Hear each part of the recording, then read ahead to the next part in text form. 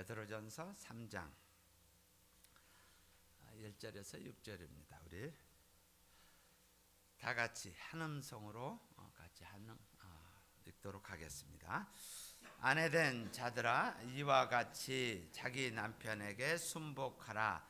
이는 혹 도를 순종치 않는 자라도 말로 말미암지 않고 그 아내의 행위로 말미암아 구원을 얻게 하려 함이니, 너희의 두려워하며 정결한 행위를 봄이라. 너희 단장은 머리를 꾸미고 금을 차고 아름다운 옷을 입는 외모로 하지 말고, 오직 마음에 숨은 사람을 온유하고 안정한 심령에 썩지 아니할 것으로 하라. 이는 하나님 앞에 값진 것이니라. 전에 하나님께 소망을 두었던 거룩한 부녀들도 이와 같이 자기 남편에게 순복함으로 자기를 단장하였나니, 사라가 아브라함을 주라 칭하여 복종한 것 같이 너희가 선을 행하고 아무 두려운 일에도 놀라지 아니함으로 그의 딸이 되었느니라. 아멘.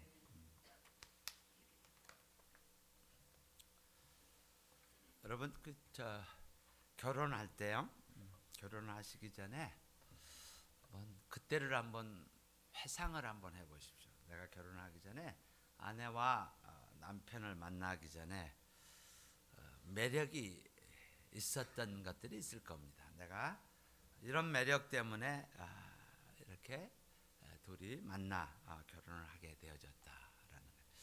매력이라는 단어를 영어로 하면은 뭐라고 표현합니까? attractive하다 그러죠. attract. 이 attract에 R자를 하나를 빼면은 어떻게 됩니까? R을 빼버리면은 attack이 됩니다. 결혼하기 전에 매력적이었던 부분들이 서로를 좀 알게 되고, 세월이 지나면서 그 매력적인 부분이 attack의 항목이 되어진다는 것이에요. 결혼하기 전에는 아내를 생각할 때 참 어떤 사람은 참 조용해서 참 저 사람이 매력이 있었다. 또 어떤 사람은 내가 별로 말이 없어서 저 사람이 참 말을 참 잘하고 말을 이렇게 스스럼 없이 이렇게 해서 참 매력적이었다. 이렇게 표현합니다. 또 어떤 사람은 돈을 이렇게 기분대로 쓰는 사람이, 아내가 돈을 지혜롭게 잘 쓰는 걸 보고 하나하나 계산하는 모습을 보고 참 attractive, 매력적이었다라고 생각합니다. 또 어떤 사람은 반대로, 나는 이렇게 계산을 하는데 저 사람은 풍성히 줄 줄 아는 그런 모습 때문에 참 attract, 매력적이었다라고 합니다. 살다 보면은 말이 많았던 좋았던 부분, 아니면은 조용히 이렇게 있는 그것이 세월이 지나면서 왜 그렇게 다 말도 없이 또 말도 못하냐, 뭐 이런 식으로 해서 매력이 어택이 되어진다는 거예요. attract이 어택이 되어지는 거예요. 그렇게 많이 베푸는 모습을 처음에는 굉장히 매력적이었는데, 살다 보니까 당신 왜 이렇게 해퍼? 이렇게 하면서 이게 어택이 되어버리는 거예요. 이런 모습을 보게 됩니다. 교회도 마찬가지예요. 교회는 세상과 좀 다릅니다. 그래서 사람들이 세상과 좀 다른 그런 매력 때문에 온 사람들도 많이 있습니다.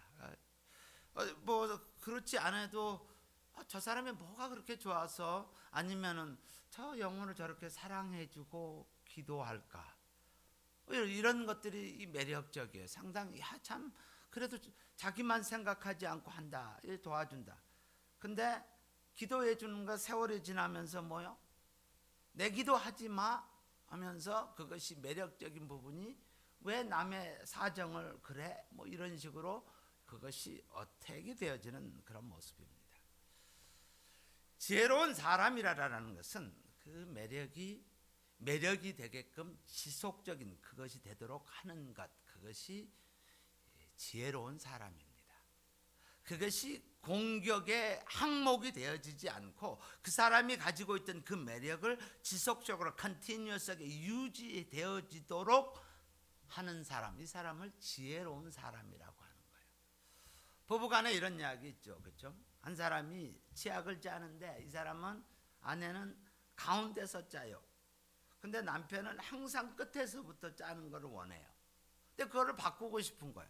근데 이게 바뀌어져요? 절대로 안 바꿔져요. 그죠? 있으면은 끝에서부터 짜면 돼요. 근데 왜 당신은 그래? 지혜로운 사람은 내가 끝에서 짰는데 당신은 중간에서 짰네? 그러면서 이야기해 주면 돼요. 자, 이것이 지혜롭다라는 것을, 그것은 매력의 부분을 유지시켜 주는 것입니다. 오늘 베드로전서 3장의 말씀을 대하면은 아마 대부분의 여자 성도님들은 이렇게 읽다 보면은 단어가 별로 마음에 안 들어요, 그렇죠? 순복하라. 그것도 한두 번 이야기하는 거 아니고 세 번씩이나 이야기하고 또 거기다 복종하라라는 단어가 나옵니다. 이 말씀을 이해하기 전에 그 당시 1세기 당시에 이 베드로전서가 쓰여졌던 그 상황, 그 상황에 있는 여성의 모습을 우리가 그려볼 필요가 있어요. 왜 하나님께서 이 말씀을 이렇게 하셨을까? 왜 이것을 기록해 하셨을까라는 그 시츄에이션에 우리는 항상 들어가야 합니다. 지금 현재 상황에서 이것을 이해하려고 하지 마시고 그 당시에 왜 하나님께서 이런 말씀을 하게 하셨을까, 기록하게 하셨을까를 우리는 꼭 생각을 해야 합니다. 그 당시는 고난의 시대입니다. 내가 예수를 믿는다라는 단어를 그렇게 퍼블릭하게 어나운스를 하기가 힘든 시대였습니다.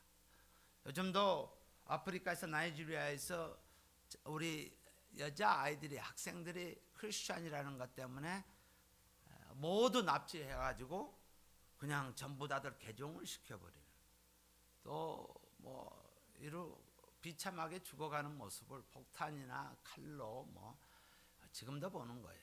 예수를 믿는다라는 그 사실 하나, 그 선언 때문에 얼마나 고생을 많이 당하는 그런 시대였습니다. 또 그 당시에, 로마 당시에 여자 여권이라는, woman's right, 여자 여권이라는 것은 상상도 할 수 없는 시대입니다. 남자들만 카운트하는 그런 세상이에요.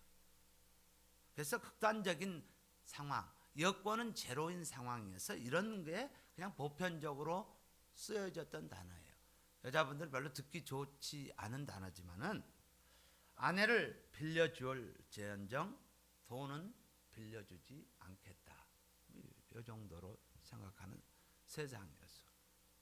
그러니 그 여자들에게, 아내들에게 복음이 선포된 거야. 예수 그리스도의 복음이 선포되었어요. 엄청난 거 아니에요. 이거는 정말 여자로서의 존경과 하나님께서 귀하게 여기는 그것이 이제 회복이 되어지는 그런 상황이에요. 근데 그리스도인이 된다고 해서 아무 노력 없이 자동적으로 이렇게 복된 가정이 된다라는 것은, 그것은 우리가 상상 가운데 있는 그런 동화의 세계나 해당이 되어지는 거예요. 예수 그리스도를 믿고 온전한 가정을 이룬다라는 것은, 또 하나님이 원하시는 가정이 되어진다라는 것은 상당한, 정말 인내와 수고 없이는 힘듭니다. 그래서 교회를 보면은, 교회 안에를 보면은 많은 불행한 가정이 있다라는 것을 우리는 인정하지 않을 수 없어요. 또 교회 안에서도 수많은 가정이 깨어지는 모습을 보는 거, 안 되어졌으면 좋겠지만 그것이 쉽사리 되지 않는 그런 모습을 보게 됩니다.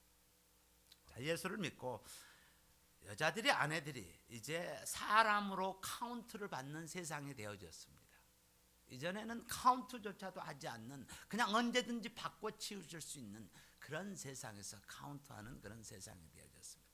다시 말해서 여권이 회복이 되었어요. 세상적인 단어로 여권 회복이라고 제가 쓰겠습니다. 자, 여자가 권리가 회복이 됐습니다. 그러면은 어떻게 살아야겠습니까? 이제 집에 가서 이제 나도 권리를 회복했으니 당신 유셔랍 이렇게 하고 살아가야겠습니까? 아니면 어떻게 살아가겠습니까? 하나님께서 원하는 게 예수를 믿고 성경을 알고 또 하나님을 모르는 남편이 지금 있어요. 그 사람을 향해서 교회에서 아내에게 하나님이 아내에게 어떻게 권면하겠습니까? 어떻게 가르치겠습니까? 얼마 전만 해도 소셜 가스펠 이렇게 해서 나옵니다. 세상을 뒤집어 엎어버리는 가스펠. 뭐 내가 여건이 신장이 됐으니까 이제는 당신도 나를 사랑해야지. 그럴 수가 있어. 당신 사랑 부족해. 그러면 안 돼. 라고 하는 그러한 모습으로 살아가야 하는데 저항하라 또는 대들어라 뒤집어 엎어버려라 라고 해야 되겠습니까? 아니면은 오늘 말씀대로 아내들아 이와 같이 자기 남편에게 순복하라 이렇게 해야겠습니까? 믿지 않는 남편을 향해서 어찌 해야 되겠습니까? 교회가 어떻게 가르쳐야 하겠습니까? 하나님이 어떻게 가르쳐야 하겠습니까? 대들어라 믿지도 않으니까 바가지만 팍팍 긁어라라고 가르쳐야 하겠습니까? 단어는 심플합니다. 순복하라 이렇게 가르칩니다. 예수님을 신랑으로 표현합니다. 그리고 교회와 성도를 신부라는 단어로 표현합니다. 교회와 가정의 원리는 똑같습니다. 하나님께서 헷갈리게 하지 않고 교회를 섬기는 것과 가정을 섬기는 프린시플, 원리는 동일합니다. 신앙 생활을 잘 하시면 가정 생활을 잘 하실 수 있습니다. 가정 생활이 잘 되어지면 신앙 생활 잘 되어집니다. 이것은 separate 되어지지 않습니다.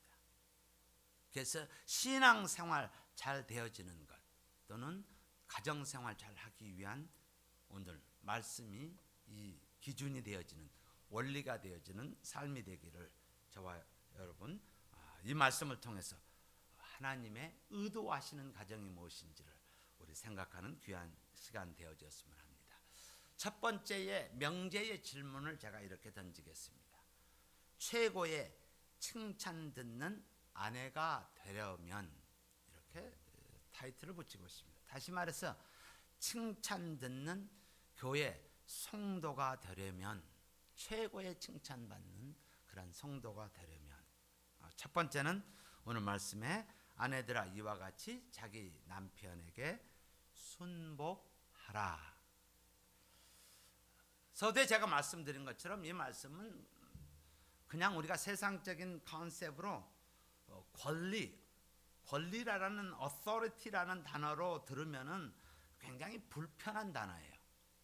순복하라, 순종하라라는 단어가 불편한데, 근데 우리가 인사이드를 깊이를 알면은 이 단어가 엄청나게 멋진 단어예요. 여자분들이 또 성도 여러분, 이 단어가 엄청나게 멋진 단어예요.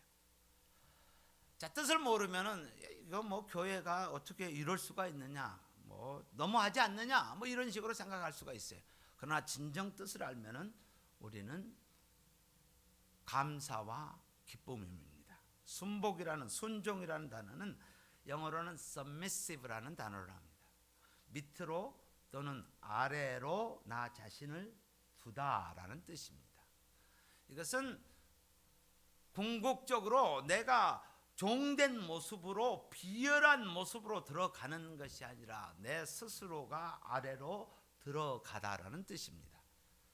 여러분 퀘스천을 주고받을 때 이렇게 Do you understand? Do you understand? 하고 이야기합니다. 근데 사실 understand이라는 단어하고 동일합니다.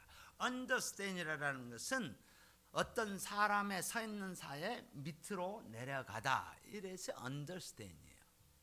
부모가 자식을 이해하는 데서 위에 있는 위치지만은 understand, 아이의 밑으로 내려가는 것, 이것을 understand이라고 이야기합니다. 강압적으로 forceful하게 군인이 상관이 이 부하에게 understand 하고 하는 것이 아니라 본래의 understand은 밑으로 내려가다. 바로 그 동일한 것이 submissive 하다라는 거예요. 내가 그것을 알고 있음에도 불구하고 의지적으로 내가 밑으로 내려가는 것, 이것을 순복이라고 이야기합니다. 이것은 질서를 위해서입니다. 믿지 않는 남편에게 질서를 제공하기 위해서입니다. 근데 이 말씀 앞에 아내들아 이와 같이라는 단어가 나옵니다. 이와 같이 자기 남편에게 순복. 누구와 같이라라는 거예요. 예수님과 같이 자기 남편에게 순복하라. 우리 베드로전서 펴놓으셨으면 한번 21절에 보시면은 이렇게 한번 제가 읽어드리겠습니다. 이를 위하여 너희가 부르심을 입었으니 그리스도도 너희를 위하여 고난을 받으다 너희에게 본을 끼쳐 그 자취를 따라오게 하려 하셨느니라.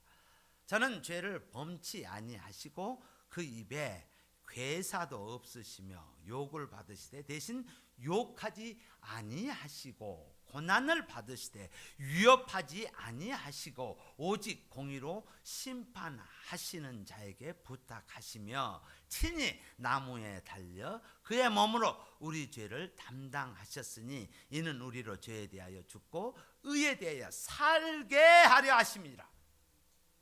저가 채찍에 맞음으로 너희는 나음을 얻었다라는 거. 우리의 손복으로, 우리의 submissive함으로 말미암아 남편이 나음을 얻는 삶을 얻는 것, 이것이 순복입니다. 이것이 understand, submissive라는 것이에요. 이것을 조금 더 구체적으로 이해하기 위해서는 빌립보서 2장 6절과 8절의 말씀입니다. 예수님의 이와 같이라는 것은 그는 근본 하나님의 본체시나 똑같은 존재였습니다. 하나님과 동등됨을 같이 이퀄로 취할 것으로 여기지 아니하고 오히려 자기를 비하 나를 낮춘다라는 것, 나를 empty 시킨다라는 거예요. 아내가 나를 empty 시킨다라는 거예요. 비어 종의 형체를 가져 사람들과, 하나님이 아니라 사람들과 같이 되었고 사람의 모양으로 나타나셨음에 자기를 낮추시고 어디까지요? 죽기까지, 여기 나오는 복종하셨으니 곧 십자가에 죽으심이라. 여기까지 되는데 It's so tough on you. submissive 하다라는 거예요. 왜 그러면 하나님께서 순종하라고 하셨습니까? 왜? 이유가 무엇입니까? 그걸 알아야 합니다. 무조건 순종, 무조건 복종이 아니라 why? 왜 이것을 하게 하셨습니까? 그것이 있어야 돼. 그 키가 없으면 우리는 맹목적인 부분이 되어집니다. 이유가 무엇이냐? 오늘 네 가지로 보도록 하겠습니다. 1절에 보시면은 이는 순복하나 because 이는 이렇게 나옵니다. 이는 혹 복음을 순종치 않는 자라도 말로 맘지 않고 그 안의 행위로 말미암아 그 다음 단어가 킵니다. 구원을 얻게 하려 함이니.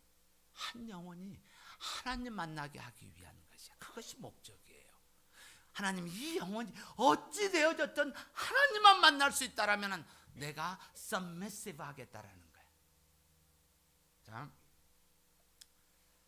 궁극적으로 남편이 그리고 저 영혼이 복받기 위해서입니다. 하나님께서 주시는 그 사랑받기 위함입니다. 보면 말로 말지 않고 그 안에 행위로 말미암는 일이다. 말이라는 단어는 우리 말씀이라 할 때는 정관사 더가 붙습니다. The word 이렇게 붙습니다. 근데 여기에 말은 영어로 보면 word라고 복수로 나옵니다. 이것은 뭐 우리나라 말로 수다입니다. 수다, 말 많은 것. 짓거리는 많은 소리로 또는 바가지로 남편을 구원시킬 수 없습니다. 말이 아닌 행위가 중요합니다. 말로 하는 것이 아니라 행위가. 우리 여자들에게 묻습니다. 아주 가장 보편적임에도 불구하고 우리는 그것을 avoid 피하려고 합니다. 여자들에게, 젊은 우리 청년들에게, 학생들에게, 여자들에게, 여학생들에게 당신 누구하고 결혼하고 싶습니까? 라고 물었을 때 대부분의 사람은 존경할 만한 남자요 이렇게 나요. 존경, respect 할 만한 남자요. 다시 말해서 여자의 근본적인 그 DNA는 남편을 따르고 싶어 한다라는 거예요. 존경할 만한. 그리고 남편이 나의 리더가 돼서 내가 그를 따라갈 수 있는 사람이 되기를 원해요. 반대로 남자의 행복은 어디에 있습니까? 남자들이 제일 행복할 때, 제가 비밀을 가르쳐 드리겠습니다. 제일 행복할 때 언제인지 아세요? 순종하는 아내가 있을 때 행복하다고 합니다.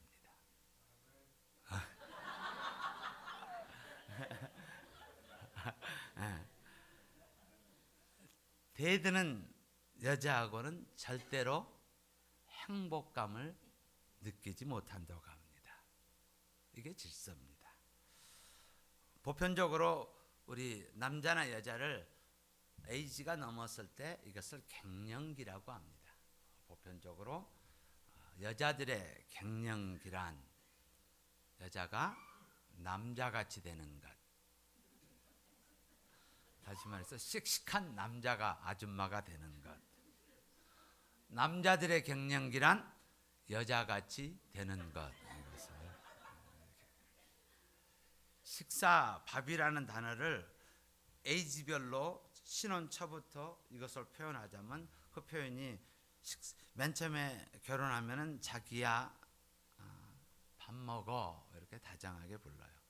여보 식사하세요. 그러면 한 40대 정도 가면은 여보라는 호칭이 사라지고 자기야라는 단어가 사라지고 밥 먹어 이렇게 이제 바뀝니다. 그다음에 이제 갱년기에 들어가면은 갖다 먹어. 손발이 없어? 설거지도 싱크대에 놔야지. 뭐 이런 식으로 변하게 됩니다. 이게 우리의 그냥 의식하지 않으면은 이런 모습으로 우리가 표출되어져요. 의식하지 않으면은 표출되어집니다. 남자들은 자존심 덩어리입니다. 남자들에게 여자들이 하지 말아야 할 영역이 있다라면, 그 테리토리가 있다면 자존심만 안 건드리면 돼요. 그것만 건들지 마세요. 남자를 존중해 주는 것이 무엇인가? 그것은 언어와 배려입니다. 이것은 가장 쉽게 할 수 있지만은 우리는 무의식적으로 그것이 반대로 나아갑니다. 오늘 6절에 보시면은 사라가 아브라함을 주라 이렇게 표현합니다. 주인된 자로 칭하여 복종한 것 같이 너희가 선을 행하고 아무 두려운 일에도 놀라지 않으므로 그의 딸이 되었느니라. 인정해 주는 거예요, 남편을. 그러면 남편들은 그 인정을 받으면은 거기에 사랑으로 응답하게 됩니다. 그래서 우리는 존중해 주는, 다시 말해서 처음 만났을 때 매력이 되어지는 그런 귀한 지혜로운 아내가 되어져야 합니다. 두 번째 이유가 있습니다. 왜 하나님의 딸들, 아내들에게 순복하라고 했는가? 두 번째는 인격적인 단장의 방편이기 때문입니다. 3절에 보시면은요, 너희 단장은 머리를 꾸미고 금을 차고 아름다운 옷을 입는 외모로 겉으로 표현되어지는 것을 하지 말고 인사이드, 오직 마음에 숨은 사람을 온유하고 안정한 심령에 썩지 아니할 것으로 하라. 이는 하나님 앞에 valuable, 값진 것이니라 라고 이렇게 나옵니다. 자, 여기서 단장이라는 단어를, 여러분 화장품을 영어로 뭐라고 합니까? cosmetic 이렇게 합니다. 이 단어가 어디서 나온지 아세요? 코스모스에서 나옵니다. 코스모스, 우주라는 거에서 나옵니다. 그래서 여자의 화장은 우주가 들어 있습니다. 다시 말해서 질서 있는 우주를 이야기합니다. 화장을 질서 있게 하셔야지 돼. 이거 질서 있게 안 하면은 이거는 개판되는 거야. 제가 오늘 화장하는 법을 가르쳐 드리겠습니다. 첫 번째요. 뭐를 쓰셔야 되죠? 모이스처라이저를 하셔야지 돼. 얼굴을 촉촉하게 하셔야지 돼. 두 번째, 저 연구해서 왔습니다. 두 번째는 리퀴드 컨실러를 사용하셔야지 돼. 왜 그러냐면 나이가 드시면 주근깨가 생기잖아요. 이걸 가려야 돼요. 이걸 안 가르시면은 매력이 없어요. 화장을 하는 게 아니에요. 이게 세 번째는 옐로우 파운데이션. 우리 색깔에 우리 얼굴에 맞는 것 옐로우 컬러로 파운데이션을 바르셔야지 돼. 그 다음에 본 스트럭처, 이 본이 잘 표출되어지도록 하셔야지 돼. 이걸 가리시면 안 돼. 그건 화장을 잘못하고 계시는 거예요. 제가 이것을 왜 이렇게 했느냐, 이 순서를 뒤집어 엎어버린다고 생각해 보십시오. 질서가 없다, 단정함이 없다라는 것은 거꾸로 하는 거예요. 파운데이션을 바르고 모이스처라이저를 바르면은 이 화장이 제대로 되겠습니까? 안 되겠습니까? 아니 됩니다. 바로 코스메틱 또는 우주 코스모스에서 나오는 그게 단장이라는 거예요. 단장이라는 것은 질서를 이야기합니다. 가정에서 질서가 있어야지 돼요. 생각해 보십시오. 저 사람이 예수 믿는다고 하고 교회를 나간다고 하는 사람이 전혀 질서가 없는 거예요. 그럼 뭐라 그러겠어요? 뭐라고 대답을 하겠어요? 우리는 화장을 생각하시면서 코스메틱, 질서의 하나님, 우주의 하나님을 생각하셔야 합니다. 교회라는 학교, 교회라는 거기에 입학을 하게 되면 우리는 여기에 수건 달고 코 닦는 외모로 하는 것이 아니라 우리의 내적인 부분이 단장이 되어야 되는데 여기에 두 가지 단어가 나옵니다. 첫 번째는 온유함이라는 단어가 나옵니다. 이것은 잘 통제되어진 인격을 이야기합니다. 늘 설명해 드렸지만은 그리스도인의 성령의 9가지 열매 중에서 나오는 온유함이 있다라는 거예요. 온유함이라는 거야. 아무리 세상이 나를, 그리고 환경이 나를 각박하게 만들고 소용돌이를 칠지라도 내가 캄한 상태, 이것을 온유라고 합니다. 마치 야상매가 막 날뛰다가 갑자기 조용해지는 상태. 아무리 폭풍과 몰아치더라도 갑자기 조용한 상태예요. 아내가 아무리 세상 받기 어려울지라도 캄함을 유지하는 모습, 그것이 그리스도인의 아내입니다. 잠언 11장 22절에 여자의 아름다움은 바로 내적 아름다움을 상징하는데요. 11장 22절에 아름다운 여인이 삼가지 아니하는 것은, 온유하지 못하는 것은 뭐라고요? 한번 같이 읽어봅시다. 마치 돼지 코에 금고리 같으니라. 이런 모습이에요. 우리에게는 외적으로 거칠어서의 아름다움이 아니라 내적에서 나오는 바로 그러한 모습이 있어야 합니다. 또 두 번째 단어는 안정 또는 이것을 고요하다. 다시 말해서 말이 적다, 말을 맞이하지 않는다, 떠들썩하지 않는다, 이런 성품을 가진 모습이 되어야 합니다. 이것은 그들뿐만 아니라 5절에 보시면 전에 하나님께서 소망을 두었던 거룩한 부녀들도 이와 같이 자기 남편에게 순복함으로 자기를 단장하였듯이 여러분들도 그렇게 하십시오라고 말씀드리는 거예요. 그리고 가장 키워드, 중요한 것은 아내들이여 이와 같이 자기 남편에게 순복하라. 이것은 열등의 부분이 아니라 선택사항이 아니라 하나님의 명령입니다. 순복하라라고 합니다. 이 교회 모든 성도들이, 아내들이 남편에게 순복하는 모습을 통해서 이 교회가 아름다운 소문이 퍼지는 교회가 되기를 소원합니다. 또한 이것은 동일한 겁니다. 순복하는 것은 하나님의 교회 신랑 되신 바로 예수님을 향한 순복이 이루어지는 시발점이 여기에 있습니다. 동일하게 우리가 순복함으로 말미암아 이 성전이 세상 사람의 보기에 아름다운 모습으로 소문나는 그런 교회 되기를 소망합니다. 두 번째는 창세기 2장 18절에 맞는 18절에 돕는 다 되라.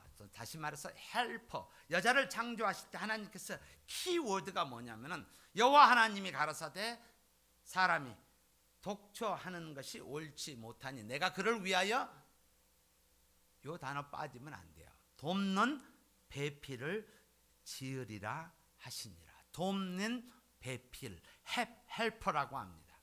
여성을 돕는 배필이라고 하나님께서 칭해 주셨습니다. 에셀이라는 단어는 도움이라는 단어입니다. help라는 단어입니다.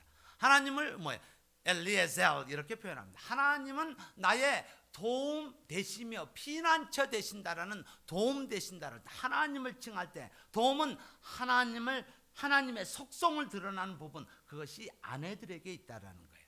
시편 121편 1절과 2절에 이렇게 기술합니다. 내가 산을 들어 눈을 들리라. 나의 도움이 어디서 올꼬? 나의 도움이 천지를 지신 여호와 하나님 여호와께서로다. 바로 이것이 돕는 자 되는 거예요. 돕는다라는 것은 힘이 있어야 돕습니다. 70점짜리 남편을 100점으로 만드는 역할을 아내가 하신다는 거예요. 아내가 하는 것입니다. 부족함이 보이거든 그것을 메이크업하는 것이 아내의 역할입니다. 창세기 24장 67절에 보면은 이삭이 엄마를 잃고 있었던 그 장면을 한 절에 이렇게 묘사합니다. 이삭이 리브가를 인도하여 모친 사라의 장목으로 드리고 그를 취하여 아내를 삼고 사랑하였으니 이삭이 모친 상사 후에 돌아가신 후에 위로를 얻었더라. 여자에게, 아내에게 있을 수 있는 최고의 칭찬, 내 아내를 통해서 위로를 얻었더라. 이게 있어야 합니다. 자, 오늘 말씀을 통해서 아내 또는 성도 또는 교회를 위해서 우리가 해야 할 영역을 보았습니다. 중요한 두 월드가 나옵니다. 순종이라는 단어와 그 다음에 도움이라는 두 단어가 나옵니다.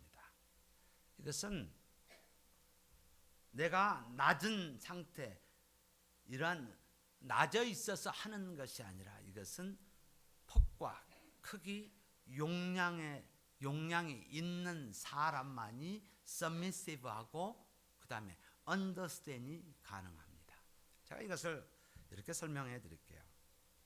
제가 좀 극단적으로 좀 표현하겠습니다. 제가 말을 하다가 상대방의 마시는 컵 위에 제가 침이 들어갔어요. 그럼 이 침 마시겠어요? 안 마시겠어요? 마시기 힘들죠. 네, 용량이 크다라는 것은 제가 자그마한 침이 미시간 호수에 떨어졌다고 생각을 하십시오. 별로 개의치 되지 않아요. 왜? 내 용량이 크기 때문입니다. 내 사이즈가 크기 때문입니다. 아내들에게 말씀하십니다. 하나님께서는 바로 우리가 순종을 한다라는 것은 동등됨을 취하지 않고 사람의 모양으로 내려가는 것, 용량이 크기 때문에 가능한 것입니다. 이것을 복종, 비열하는 그런 모습이 아닙니다. 궁극적인 이유는 한 영혼을 회복하기 위한 것입니다. 저와 여러분이 동일하게 아내의 역할을 저희가 보았지만 교회의 역할도 아내 같은 역할을 해야 합니다. 성도가 해야 할 역할은 바로 순종하는 역할입니다. 성도가 해야 할 역할은 helper입니다. 도움을 주는 역할을 해야 합니다. 힘들고 어려운 영혼들, 세상에 있는 영혼들을 향해서 도움을 줄 수 있는 그러한 자리에 들어야 합니다. 자, 아내의 역할을 통해서 교회의 역할을 보았습니다. 저와 여러분이 또 이 교회가 이러한 순종함으로 말미암아 또 도움을 주는 귀한 하나님의 자녀로 쓰임 받기를 주의 이름으로 축복합니다.